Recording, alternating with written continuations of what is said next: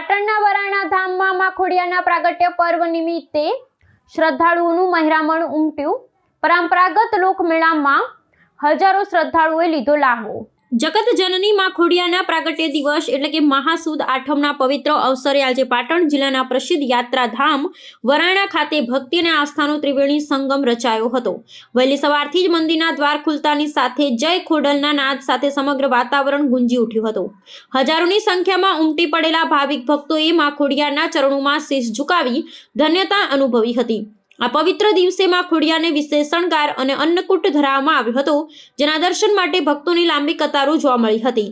આ શ્રદ્ધા પર્વ નિમિત્તે વરાણા ખાતે પરંપરાગત ભવ્ય લોકમેળાનું પણ આયોજન કરવામાં આવ્યું હતું, જે ઉત્તર ગુજરાતની સાંસ્કૃતિક ધરોહર સમાન છે। મેળામાં વિવિધ ખાણીપીણીના સ્ટોલ, મનોરંજનના સાધનો અને હસ્તકલાની ચીજ વસ્તુઓના વેચાણ કેન્દ્રો આકર્ષણનું કેન્દ્ર બન્યા હતા। ગ્રામીણ જનજીવનની ઝલક પ્રસ્તુત કરતા આ મેળામાં માત્ર પાટણ જ નહીં પરંતુ સમગ્ર રાજ્યમાંથી મોટી સંખ્યામાં શ્રદ્ધાળુઓ સહપરિવાર ઉમટી પડ્યા હતા।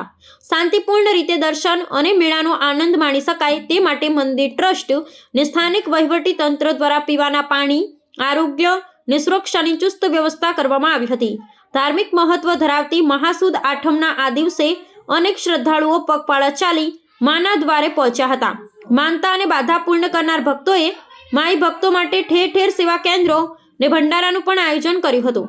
લોકવાયકા મુજબ વરાણાના આ ધામમાં માં ખોડિયાર સાક્ષાત વિરાજમાન છે, જેથી અહીં આજના દિવસે દર્શન કરવાનું વિશેષ આધ્યાત્મિક મહત્વ રહેલું છે। મોડી રાત્રિ સુધી ચાલનારા આ મહોત્સવમાં ભજન, કીર્તન ને સાંસ્કૃતિક કાર્યક્રમો દ્વારા ભક્તિમય માહોલ જળવાઈ રહ્યો હતો।